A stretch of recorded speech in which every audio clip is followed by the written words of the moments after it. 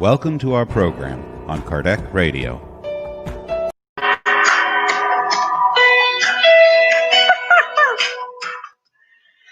Hello, my friends. Good evening. This is Angie Stewart from Mia InnerLight, live here in Kardec Radio. Today is Thursday, 9 p.m. Eastern Time, and I want to welcome all of you to our beautiful study. Let me just turn on the comments so I can see who is actually joining us. Matthew. Hey, Matthew. I still have you here. So, guys, as soon as you start joining us, please remember, I am not on Facebook. I am not on YouTube. So I cannot see you if you are just hanging out. If you would like me to know that you are here, please write anything, make a comment, ask a question. Then I will actually understand that you are with us. So if you are new, I always like to mention the books we are going to study tonight. What is Spiritism? Beautiful book. This book was written as soon as Kardec finished the Spirit's book. Today, we are going to actually start commenting about Kardec's mission and how he actually discovered he had a mission, because he didn't know he had a mission. But it's very interesting how this mission was brought to him. But it's even more interesting the content of the mission. Don't think it was something really fantastic, because it was actually scary for the most of the population. For me, you would be really scary. But for Kardec, he was like, okay, that's fine. We are going to see how was this okay, it's fine. So we studied this for 30 minutes, and then we come to the Gospel according to Spiritism. It's a beautiful book, very, very important book in the moments we are living through this pandemic. We are all in social distancing. Few countries actually returned to lockdown. For example, the UK, like my company is the main office is in London, and they are in lockdown again. So this book helps us to face these difficult times, avoiding depression, anxiety, even like negative thoughts and possibilities of suicide. Yes, because this book, it's actually a wake-up call, makes all of us to understand what we are going through and how we can improve, how we can better ourselves. It's very, very important that we are able to understand it. So now, right before we start, I just want to invite you to calm down, have your bottle of water so you can have your weekly medication done by the enlightened spirits, and then we can actually start our prayer. Okay? God, our Mother and Father, thank you so much for being here with us today. Please protect us, inspire us, help us to connect with the study, help us to be able to fulfill our personal missions, even if they are very small, very simple. A mission of being a good mother, a good daughter, or a good person. And help us to send these good vibrations to our friends that are not connected with us right now, but I will be listening to it through Kardec Radio later on, or to the recordings. Thank you so much, and so be it. Very good. I'm just seeing here, what is this TSM? Let me see if I can remove it. I don't even know what is this TSM that's written there. It's some kind of a mistake that I probably did, and I'm making you guys confused because I don't even know what is that. Let me see if there is a place that I can actually. Okay. Now it's good. I'm sure people were like, "What is this TSM? This is not the Mia InnerLight." Anyway, so let's go. Hello, Roberta. Yes, if you don't write anything, I have no idea you are watching anything with us. So let's go. If you have the book, awesome. Today we are going to be seeing the mission of Kardec. Really, really like, whew, like a tough mission, a tough mission. So let's just go back to where we were last week. I will share with you my book. Let me see if it's big enough for you guys to see. Can anyone just write down if it's enough, if you guys can see what I highlighted? I can always read, but I think if you guys can also see in the screen, it's better. Let me just make it a little bit bigger. Hopefully it will work better for you guys. Just write down if you can actually read it normally. I think like this, maybe it's better. Anyway, so let me see. Yes, we can see. Very good. Thank you. Thank you. So let's go. I only have 25 minutes and I really, really want to give you guys all the information possible from this beautiful book, What is Spiritism? So we saw everything that Kardec was doing, how he was analyzing the messages, how he was trying to understand what was good, what was bad, how he got the 50 books. He got the 50 books from his new friends that are studying Spiritism. And today, he's going to start talking about the many things that he started doing, including the first edition of the Spirit's book. So let's go to read it. So he says, the first edition of the Spirit's book, which appeared in April 18, 1857. So this was the first edition.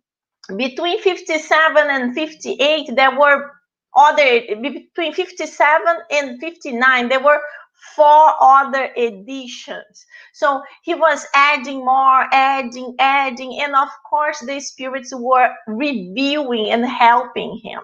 So here in 1858, he re-edited the book. So between 56 and 58, 4 editions of the Spirit's book. So in March 25th, 1856, Kardec was in his office in order to consult the communications and prepare the Spirit's book when he heard repeated raps in the walls. This story is very famous. I believe most of you that actually like Kardec and research Kardec heard about this. Kardec was not a medium. So this phenomena was actually a physical phenomena. Anyone could hear these knocks, these raps, this noise on the wall, including his wife. She arrived later and she was like, what is this? She was also listening. They both were trying to understand, trying to figure out what was it, but they really couldn't understand. And then Kardec was like, it's okay. Tomorrow, I'm going to go to a mediumistic meeting they call sessions, and then I will consult the spirit to see if they can help me to understand what was it. And that's exactly what Kardec does. So we are going to see here that his wife arrived at 10 a.m. She heard the noises. The next day, he was at the sessions that there were the mediumistic meetings at Mr. Boudin's home, and then he asked the spirit about it. And then there is a beautiful conversation. He asked him, what was this raps? What were the raps? And then a spirit answered, it was your familiar spirit. Your familiar spirit. And then he asks, what was the purpose for knocking in this way? He wanted to communicate with you. He is right here. So this other spirit is saying, your familiar spirit is right here. You can talk to him directly. And then Kardec is so polite. So he goes, my familiar spirit, whatever you may be, I thank you for having visited me. Would you be so kind as to tell us who you are? So Kardec was very sweet and polite, but he actually wanted to say, can you tell me who you are? And then the spirit said, call me truth. And for a quarter of an hour every month, I will be here at your disposal. Guys, quarter of an hour a month is not 15 minutes a day, a week. It's a month. Kardec was like, a month? I have so much to ask, and you only give me 15 minutes. So this is one thing for us also to understand, that the enlightened spirits, they are very busy. It does not mean they will not be with you more often. But what they wanted to really remind you is that time is precious.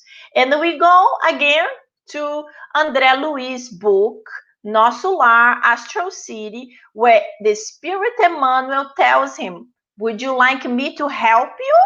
And Chico Xavier said yes. And then Emmanuel tells him, you have to do 3 little things. And then Chico said, what? And then Emmanuel said, discipline, discipline, and discipline.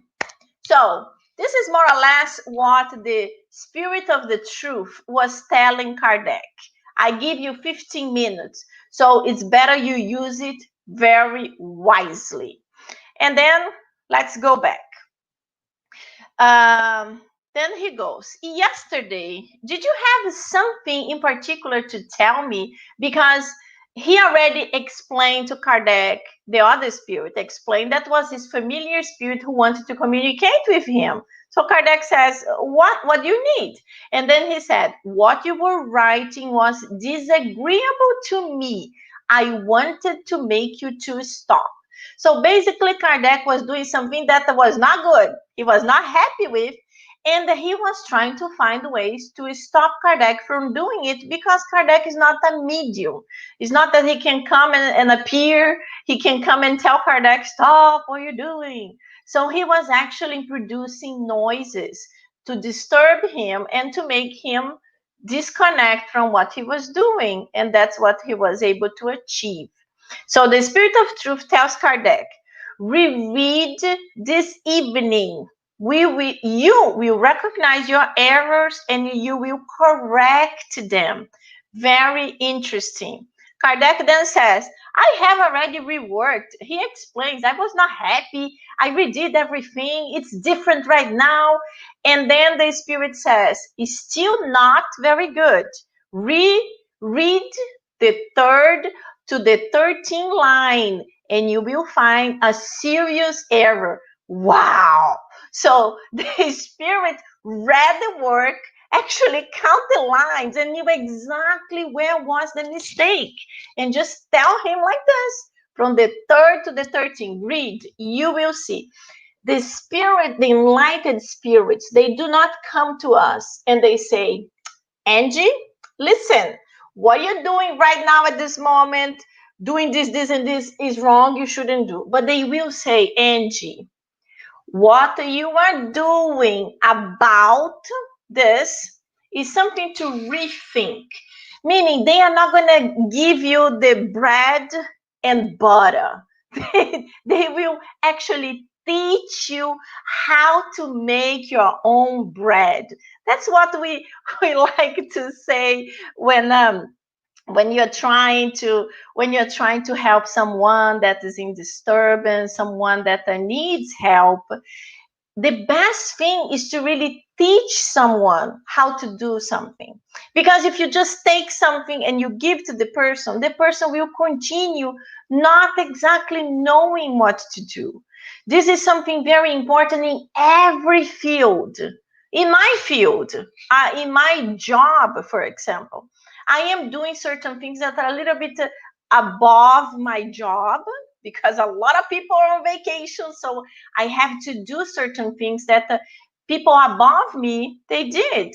And then I have never done, so I was like scared. When you are in your job, you are scared of making mistakes. And then I was like, oh God, how am I going to do it? But you have to prove yourself. So I did a huge research. I tried to understand what were the questions, what were the dangers. And then I wrote a huge piece of thing and I sent to my boss. And I said, can I send this? Do you think is it good? And then she reviewed and she said it's excellent. You just need to add one little item. Fantastic. First of all, fantastic because I learned how to do something that I was not 100% sure. Second, I did something that was actually good. Third, my boss saw it and liked it. That's good. And that's exactly how we have to do. I'm laughing, but that's exactly how we have to do. So we can actually help people because they learn how to do something. And that's exactly what's going on here. So he told, go there, read, and you will discover. And then he goes, later on, he actually goes there. We are going to see what Kardec answers. So continue. Is the name truth? He asks to the spirit called the truth. Is the name truth, which you have taken, an allusion to the truth that I am seeking? Because Kardec was always seeking for some kind of truth, some kind of deeper understanding in the life problems in general. Then the spirit says it is a guide that will protect and help you. So this truth is just a guideline. It's almost like our guardian angel that's every day trying to help us, guiding us to do something good. They are not going to obligate us to do anything. They will guide us and they will inspire us.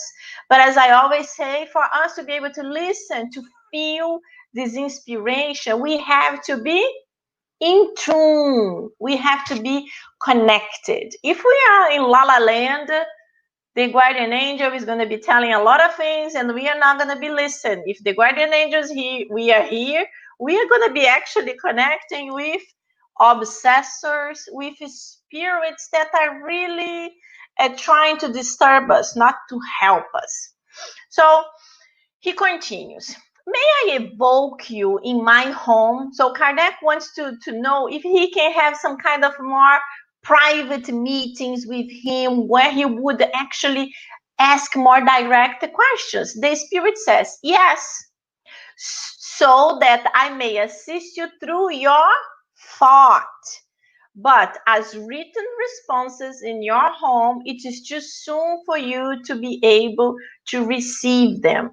So in this point here was actually trying to show Kardec that he can evoke him in thought.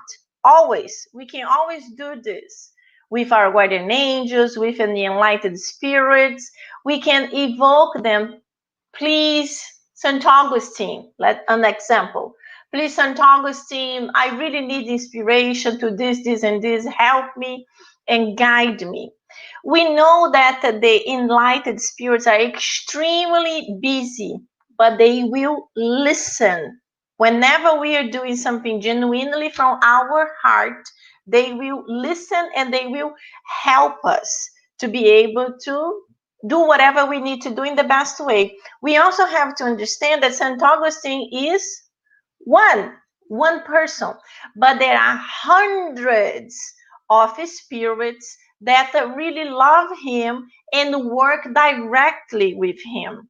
This is why sometimes when in a mediumistic meeting you get a message and the message was signed St. Augustine, it does not necessarily mean it was St. Augustine himself who wrote the message, but it could be from the phalange. Phalange is from this huge group of spirits that follow his guidelines, that would answer as himself. So this is something for us to grasp, for us to understand. I keep going back and forth so you guys don't see me like this size. So let's go. Have you indwelled? What a word, huh? American friends, please help me. Have you indwelled some personage knowing on earth? So the meaning is, were you famous, basically, okay? Were you famous when you lived on earth? And he answers, I am truth. This name for you means discretion. You do not need to know more than that. Isn't that amazing? This was basically the spirit telling him, hey, you're too curious. Do you want some kind of gossip? No, no, no, no. No, for you, I'm just truth, and that's enough. Isn't that amazing? Wow. The spirits say they are tough with us because for them, we are like children. We are like little babies that need so much to learn. So they can be tough. And then he continues. Upon returning home, Kardec found a serious error that he had committed. So after this meeting, he discovered the error between the line 3 and the line 13. Isn't that super cool? So he saw the mistake and he understood what was wrong. So he fixed it.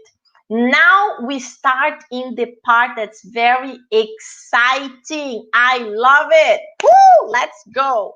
It starts on April 30th, 1856, through the medium Miss Jaffe. She's very famous. She gave hundreds and hundreds of communications to Kardec. If you watch the movie, please, if you haven't seen the movie, Kardec, Allan Kardec, please, it's on Netflix.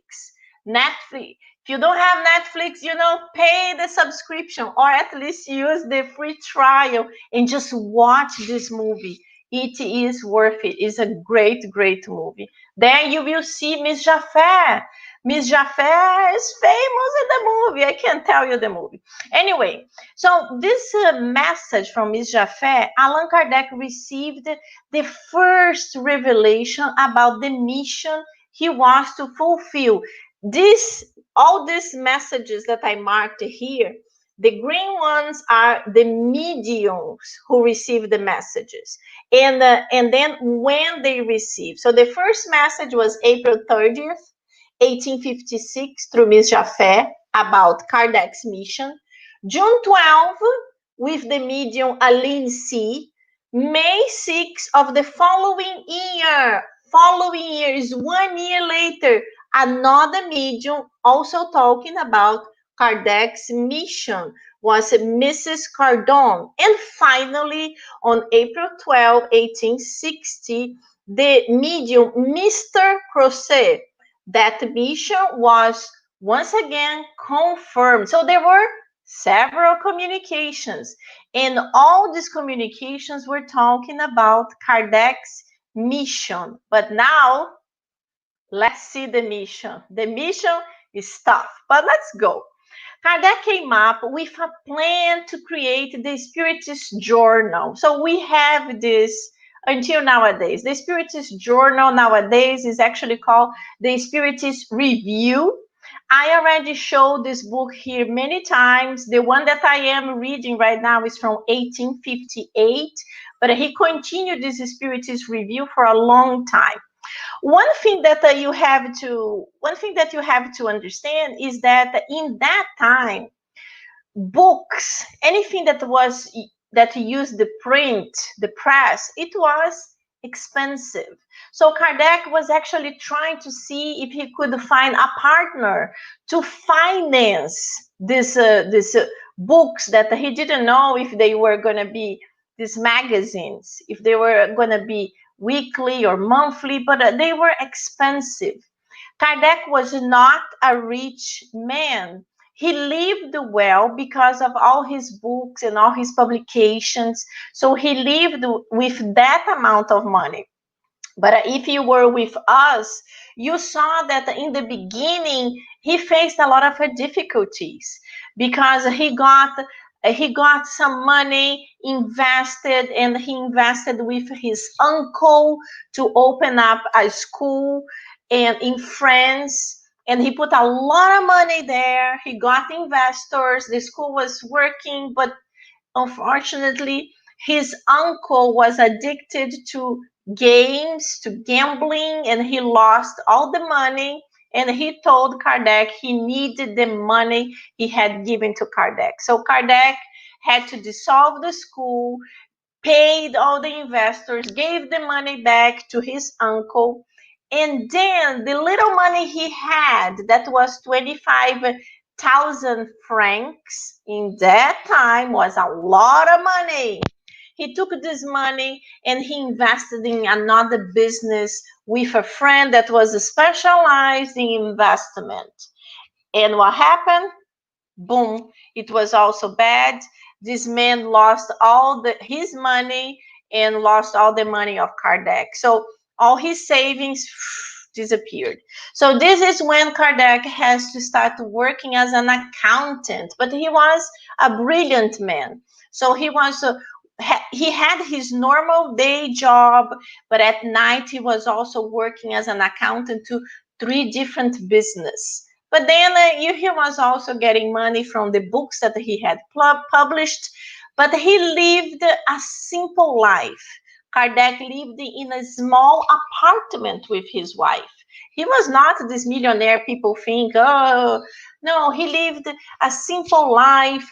In this book, we will see that many times describes where he lived.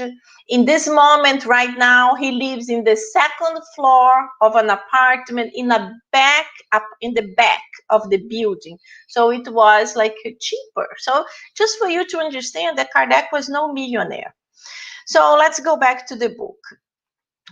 So here he was like trying to find the support, but he didn't get the support. He was kind of upset because he didn't really have money.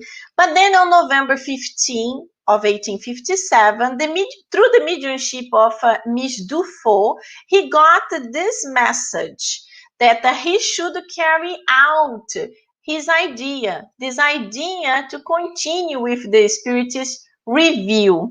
And then he hurried to write, and in January 1st, 1858, he did his first issue where he published himself at his own risks. But later on, he was very happy because he didn't have a partner, so he didn't have to actually ask for help, guidance, and go through the rules of the other person. He did himself. So he continued. The duty continued to increase in the amount of work and responsibility, and involved constant struggles against obstacles, attacks, and perils of all sorts. So Kardec is describing that when he started writing the Spiritist Review, all kinds of issues happened in his life. All kinds of difficulties started increasing. So things were already difficult, but they start getting more difficult. So for 11 years, via the Review Spiritism, he confronted all storms, all competitions, as he had been forewarned, meaning they told him ahead of time, you are going to face all kinds of troubles, be prepared, about when his mission was revealed. So now we are coming to the hot point about his mission. The medium Aline C, in June 12, 1856, she started receiving a message from a spirit, answering actually. So the question was, what are the causes that can make me fail? The insufficiency of my aptitude. So Kardec wants to know, you are telling me that it's possible for me to fail, but why? Will be my inaptitude? I will not be able to do something? Is it a higher level and I can't achieve? And the spirits started, no. But missions of reformers are full of obstacles and dangers. Yours is difficult. Let me warn you, for it involves the stirring up and transformation of the whole world. So I remember when I started reading the message, I'm like, wow.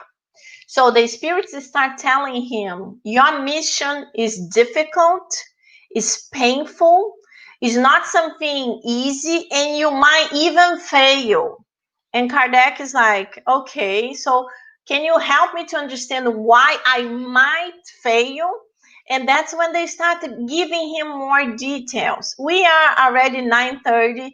I cannot go in depth with this mission, but I'm just going to start telling you a little bit. It's really so strong and so powerful that I want to do everything together next week. But let me give you a little bit more. And then that's when the spirits start telling him the transformation of the whole world. So that's when Kardec started like, wait, transformation of the whole world. So my mission will change the planet? Yes. Can you imagine a spirit comes to you and tell you something like that? I'm sure that I would be super excited. I'm like, whoa, my goodness, I'm going to be famous. That's exciting. Okay. I'm Angie and he was Kardec. We are super different.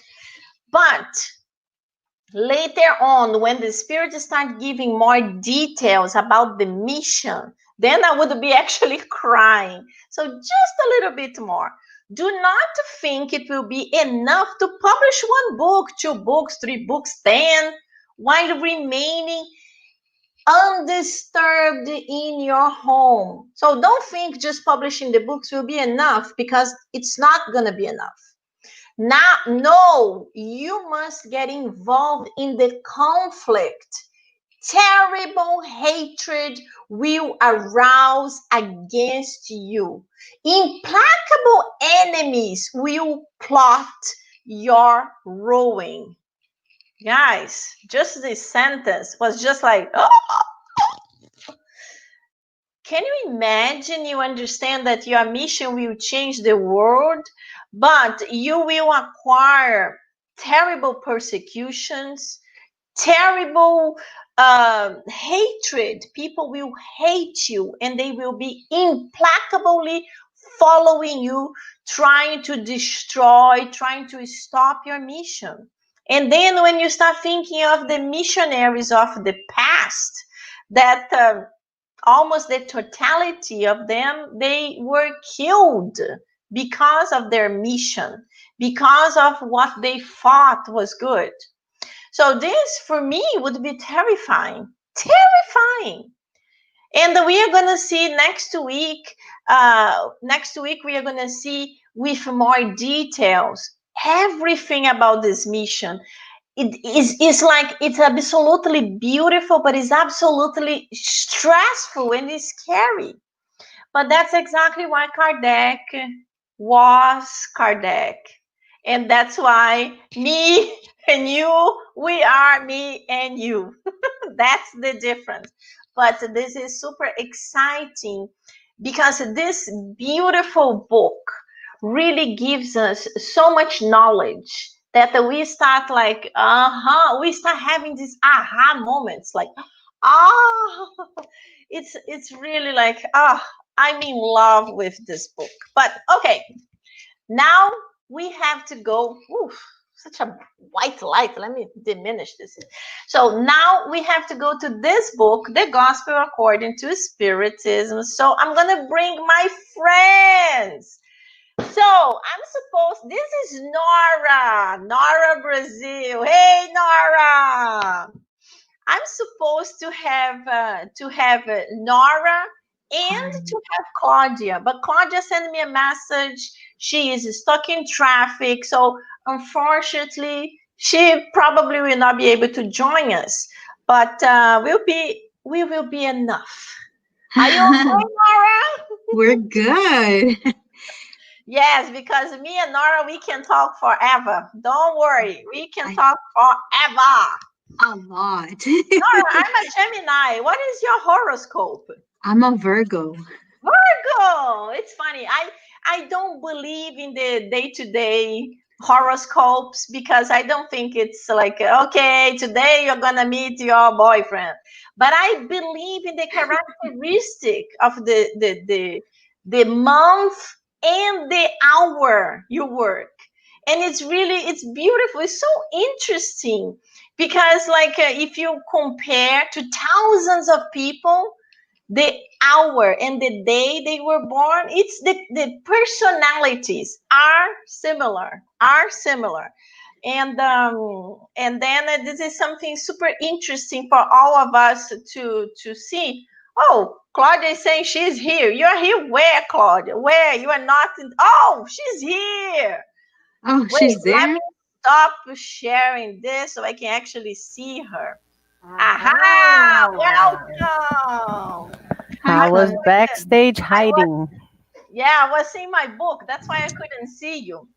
But let's go. I don't want to waste too much time. We can talk about the personalities of the horoscope slate. I'm a Gemini with, how do you say, ascendant in Aquarius. So I talk forever. So we are going to talk today about the forgiveness of offenses. So if you are with us, oh, Matthew Aries. Oh, I love the personalities. We have to do one day just to talk about the personalities of this horoscope. So we are on chapter 10. And today we are going to try to do 14, 15, and 16. So the first thing is forgiveness of offenses. This is a very long title. We can be here forever because this is something that's very difficult for most of the people to be able to forgive. A lot of people are actually able to forgive little tiny things, you know. You said you're gonna pick me up at 5 o'clock, but you showed at 5:15. It's okay. But when it's not a little bit more difficult, you didn't show up and you didn't call to apologize. And imagine if something extremely serious, like someone murdered someone else. So this is like really a type of forgiveness that's very difficult for the majority of the population. This is something for us to think.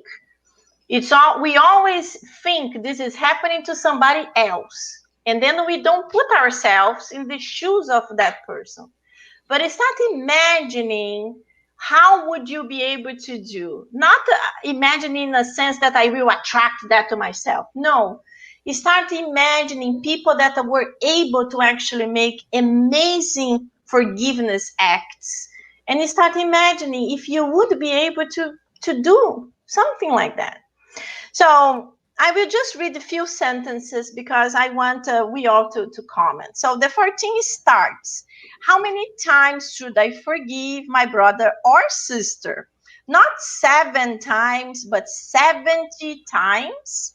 That's what Peter is actually having a conversation with Jesus. Jesus is telling him it's not 7 times, it's 70 times 7, meaning it's a lot of times, but actually it's infinite times. But for us, we need like a number to kind of grasp some understanding. And then Jesus responds to Peter, you shall forgive without limit forever. You shall forgive every offense as many times as it is committed against you. You shall teach your brothers and sisters that forgetfulness of self, which makes them invulnerable to attack, evil behavior and insult. You shall be meek and humble of heart without even measuring kindness. Then there is a beautiful paragraph here in short that if you have the book, you can all read. But I want to listen to you girls. What do you think? How can we start?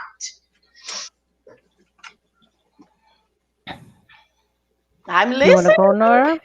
You Okay, can go if you want. sure. Okay. So I really think when you think about all of this, it's like a compassion. I always think when we're forgiving others, we're practicing that charity of compassion and so forth.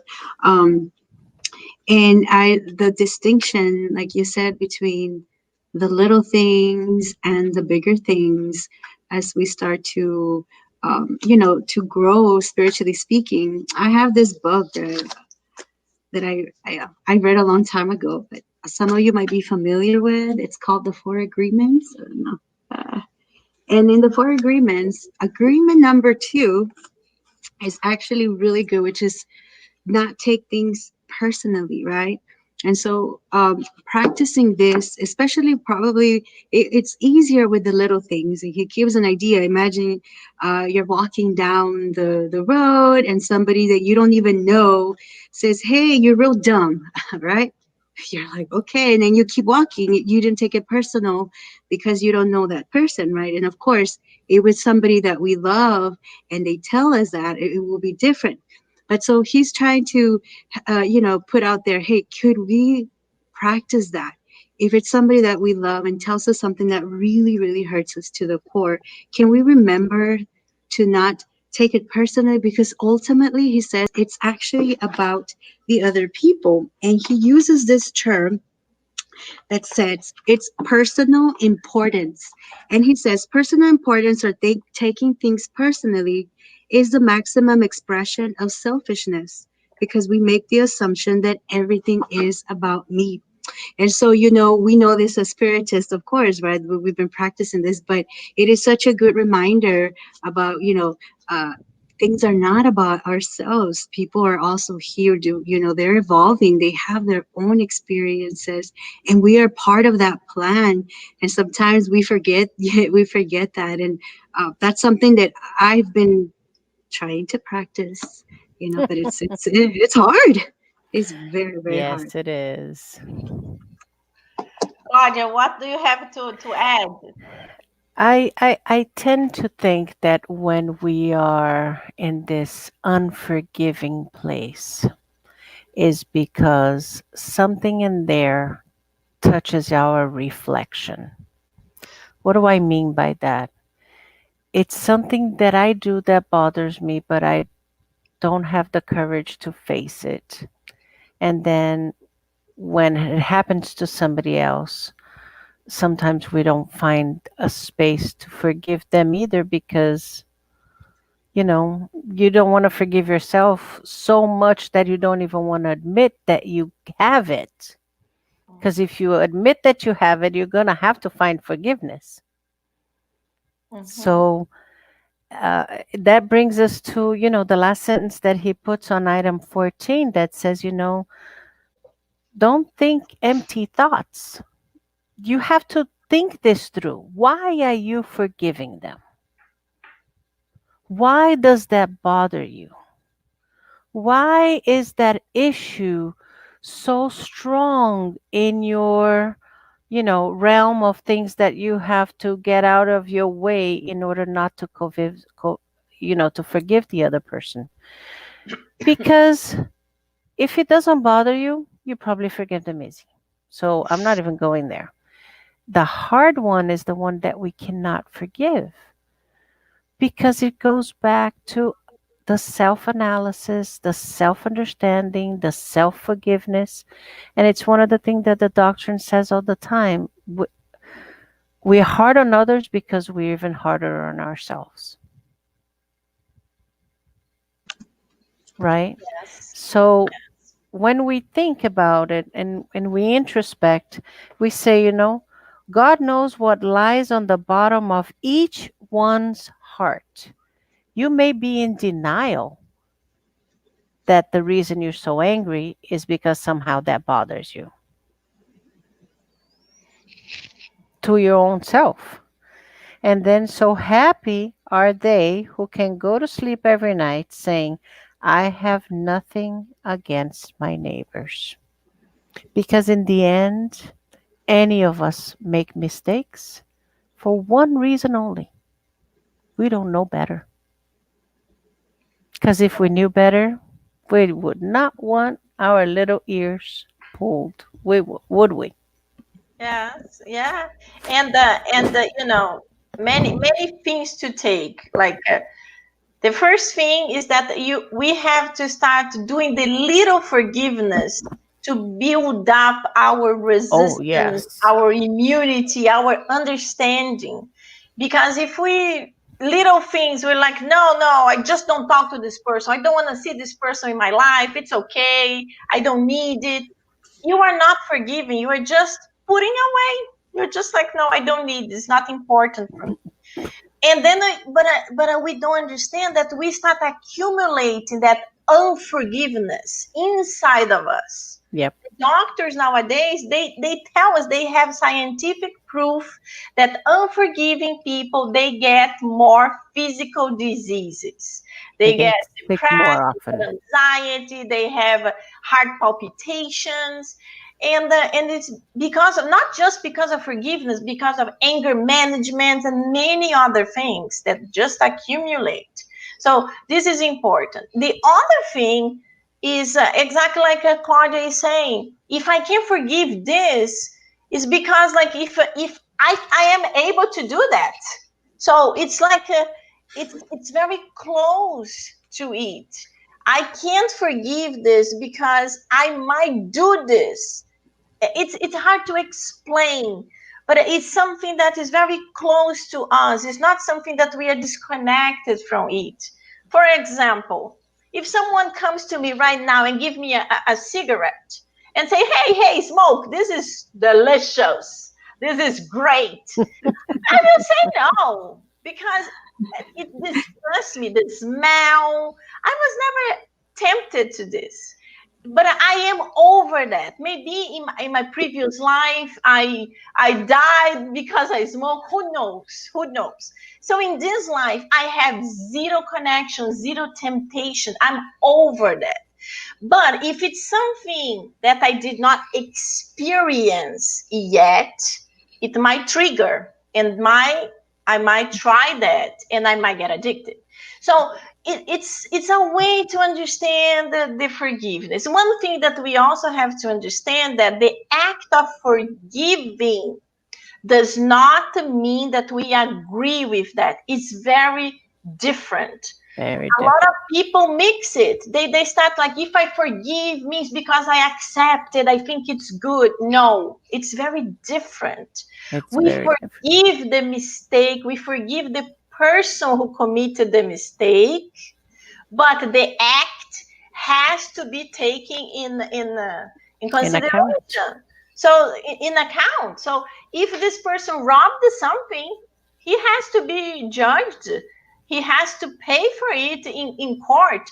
But I am not the person who is gonna do this by myself. I'm not going to collect, In right? the old, Yeah. in the old Pharaoh-esque movies, and they killed my father, and now I'm gonna kill their mother.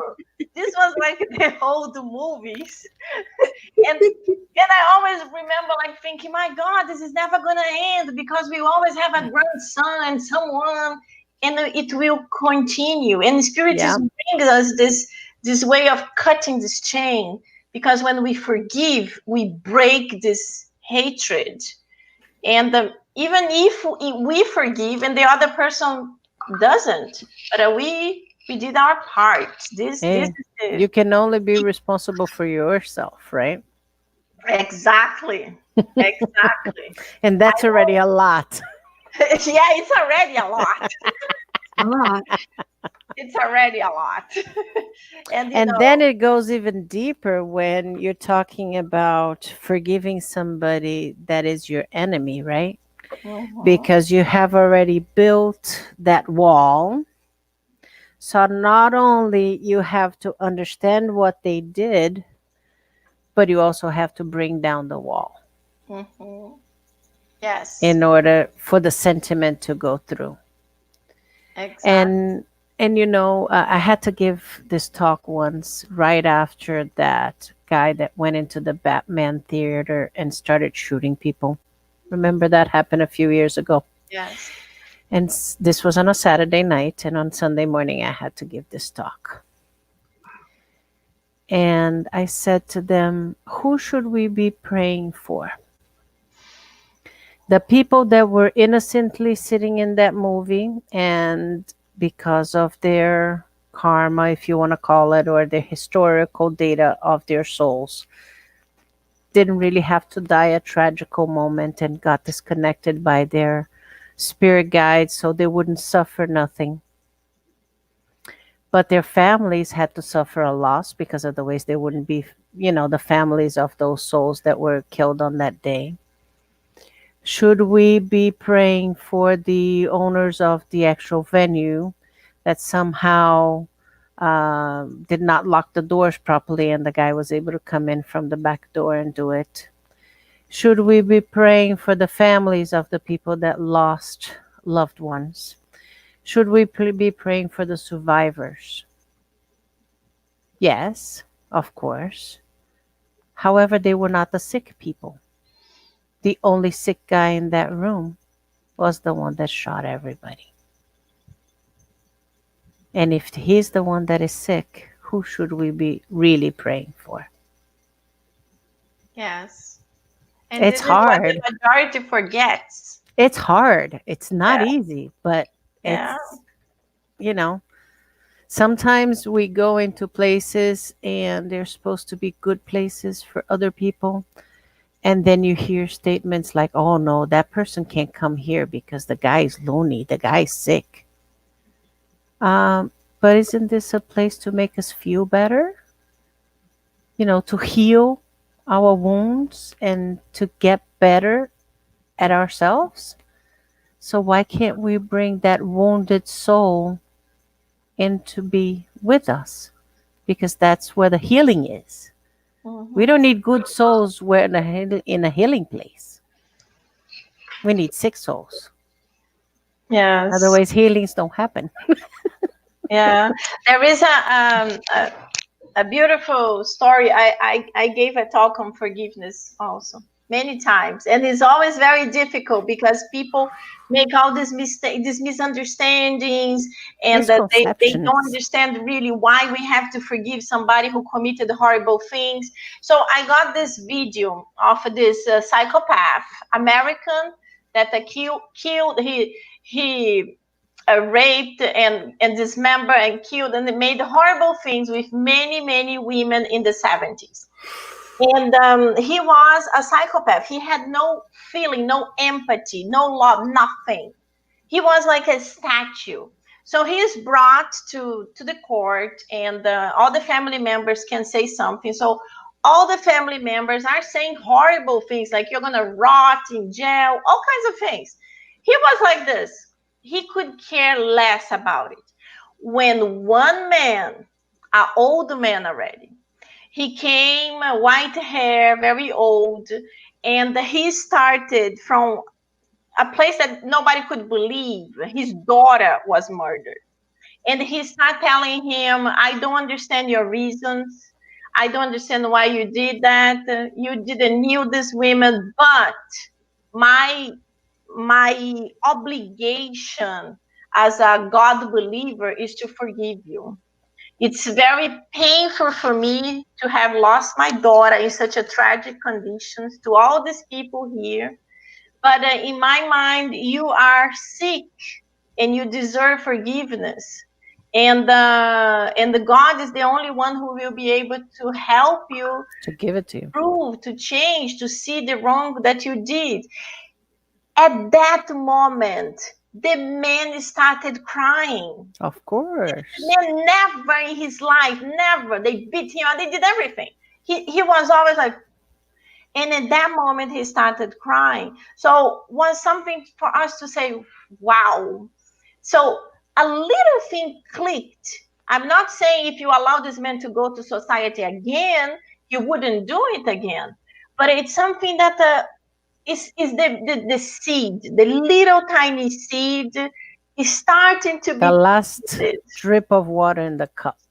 Yeah, exactly. So it might take lifetimes but something is started. So this is how forgiveness affects much more than hatred. Because when we throw hatred, we receive hatred back. When you point a finger, what? Oh, You know, all these others come three back, fingers, right? and I always say one finger going up and boom, falling right on top of you. And one more thing that we can't forget. What do we learn from again? From the things we do right or from the things that we do wrong? So if somebody's actually doing something wrong to me, is because maybe it's missing it, but it's having an opportunity to learn. Yes. And, sorry, it killed whatever, my daughter, right? Like you were saying, and it missed that opportunity in this lifetime. Yes. But the only reason they're making a mistake is because they're failing on their own saga of life. And that's already a huge punishment Yes. as it is, because it's kind of wasting your own existence, right? We It's have sad. to go to the 15, so I can at least close forgiveness. That's where I went in. That's what I just touched was 15. Oh, good. So Yes. the 15, it talks about the two types of forgiveness. The forgiveness of the lips and the forgiveness of the heart. Oh, yeah, that too. Very, very different. Forgiveness of the lips are the easy one. There's someone that, oh, please forgive me. I didn't know it was going to hurt you so much. And then you're like, yeah, sure, it's okay. It's fine. But the person turned, you're like, I'm never going to forgive you. I'm never going to be your friend again. And this is what the majority of the people say. They pretend to be nice. They meet you in parties, in events. They say, hi. You turn your back and like, can you believe that woman? Last week, she did this, this, and this, and this, and this, and this. This is very different from forgiving from the heart. And even the spirit here, this is the message from St. Paul himself. He even explains that sometimes we have to say, I can't forgive right now. Please give me some time. I need to digest all these things. And we understand that time also is a medication. Because, something just happened. You have all that energy. You have all that impact. You start like imagine how it's going to be life. It's very difficult. But it may be in a week, in a month, in few months, things start settling and you start like, it's okay. We all commit mistakes. And then you can start really forgiving from your heart. So many times it's better for us to say, I can't forgive you right now. I am trying, but please give me some time. But really work on it. It's not just saying like, give me some time and then just like, okay. Put it in a drawer or in an envelope and forgetting it, right? Closing that closet. And you know what? God is so good to us that even if we try to put things in a drawer or in an envelope and forget it, other things will happen in our lives to remind us of this and makes us reflect again and again. Yes. So you can do it by yourself. What is it? You can do it by love or you can do it by pain. Because when it comes from the outside, you're not expecting, and it ends up being more painful. So you can try to auto-heal yourself and take the opportunities and reflect on things, see things that happen around you, and try to forgive him, or just ignore it for a while until the knock, knock, knock comes on your door and says, remember that? Now you're going to have an opportunity to reflect on it. Right, Nora? Yeah, actually, you remind me. I'm all about strategies. The educator in me. I'm like, let's give. I'm sure you guys have heard of Tara Brock. I think that's how you say her name. And she has this strategy. Just call it RAIN. I actually wrote it here. It's beautiful. Like you guys are both mentioning about, having that time sometimes when somebody just really, really hurts you. And I'm sure we've all been there, right? And in this strategy, RAIN, the R stands for recognize what is happening, right? As you're taking the time to process this pain, recognize it, and then allow the experience to be there, right? A lot of us have this idea, oh, it's a punishment and stuff, and really, it really isn't. Just allow the experience and then investigate with interest and care, right? That's the key word, that care part. And then last but not least, the N stands for nurture with self-compassion. And I actually came across her, the Calm app. I heard her whole thing, and she actually used this as she bettered her relationship with her daughter. How there was issues between them, and she, like Angie mentioned, and you as well, Claudia, about the science in this, right? And she was seeing how her body was deteriorating, and she started using this brain strategy, stepping back, allowing it to happen, investigating, really, really looking at it, and then finally just nurturing with compassion. And that really resonated when you were talking about that pause time, when it comes to. Wow, that No, the, was beautiful. it's important to say that the It's a three of us beautiful know what's strategy. coming up and we study independently of each other. And it's amazing how we always come out with the same complementary things to each other. It's happened before and it's going to happen again. But it's so amazing how we all kind of find things within or around the doctrine that we can complement each other. That's so beautiful.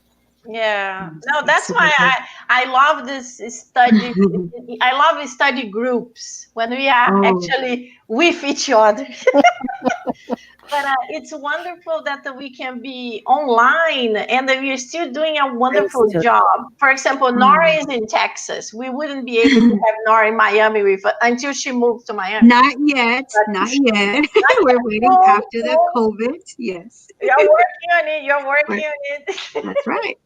But this is exactly what happens. We think we are alone. We are not alone. We are surrounded by spirits.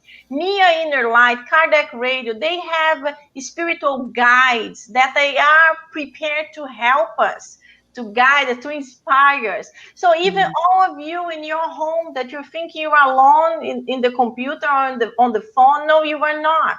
no. Your guardian angel probably is there whispering certain things, and you start like, you start having your aha moments. Mm. You start having your own aha moments because we are well connected when we are doing something good. So this is why it's so Yeah. wonderful. When we I are doing live. something good, we are well connected. Be careful when you're doing something bad because you will badly connected, but you will be connected too. Absolutely. I think I live by myself and I've had to go through that experience. And I'm learning, be careful what you wish for, because all this week I've been very busy with a lot of friends online from all over. If I Yeah. Mhm. remember when we started, I was like, oh my gosh, I'm just here by myself. And now, but one of the things is to study. You get a chance to study. I also live by yourself, Matthew. Yeah. So it's nice to have that time to really really study, and you learn so much. And then, Yes. like you say, you start attracting. If I can tell you, I really love this book because she has this part on relationships and talking about forgiveness and working on yourself, right? She says relationships are like mirrors to ourselves, right? So what we attract, right? The things, the qualities that we see in other people or not. They're a reflection of ourselves. When it comes to forgiveness as well, and criticizing others and stuff like that. And yes, Matthew saying it gets depressing. Yes, it does. I actually started off with this book, Matthew. This one. I also have the Jesus in the Home. That was a beautiful book that also has a lot of lessons like forgiveness, and that's what Yeah. But I. Matthew, don't worry. You are always with us in our thoughts. That's a nice book too. And when we are in these studies, it's wonderful because we are always helping each other. And anytime you're feeling depressed, you're feeling alone, you are part of the WhatsApp group. Send a message. We can all Yes. pray for each other. This is Because a Matthew's in Texas. We're both in Texas. So, what? I'm going to give you yeah. a. Yes. I started like the 5 second rule, like if I start feeling like sad or I have these thoughts, her idea is go 5, 4, 3, 2, 1. And the science behind it, talking about science and forgiveness, is like Yeah, you reset the brain. And so imagine how many times we can do that, like when we're feeling something like that, when we're trying to not take things personal, forgive others and stuff like yeah. that. It's true. We are over our time. We already went over because the subject is so wonderful. So We good. have to finish. But just before I end, if you speak Portuguese tomorrow at 9 p.m. on the Facebook of Focus Brazil, the group Volunteers of Love will receive an award. I already told all of you, I showed you my little thing last week. So tomorrow will be actually the day I will give a little tiny speech and I will actually show the award to everybody. So if you speak Portuguese and you would like to see, it's Facebook of Focus Brazil, 9 Hold p.m. on. Eastern Time. It's in Portuguese? Yes, it's Focus Brazil. Who Doesn't gives matter, the but award. Focus Brazil is in English. I don't think so. This one I think is all in Portuguese. Oh, that is funny because I work for that. I Because worked it's for for that company Brazilian, for over 10 it's for years. Brazilian initiatives. Yes, honey. So I worked for them for over 10 years, and most of the things are done in English. You'll be surprised. yeah, well, I hope, but what they did when they did the nomination, it was all in Portuguese. So I'm assuming the giving the nomination will be also in Portuguese. Be ready. We are over the time. It's gonna disconnect all of us. Thank you Okay. so much. Bye. You all, miss you, and we are back here again next week, Thursday, 9 p.m. Thank you, Bye. guys. Bye. Have a great day. Bye. Have a great week.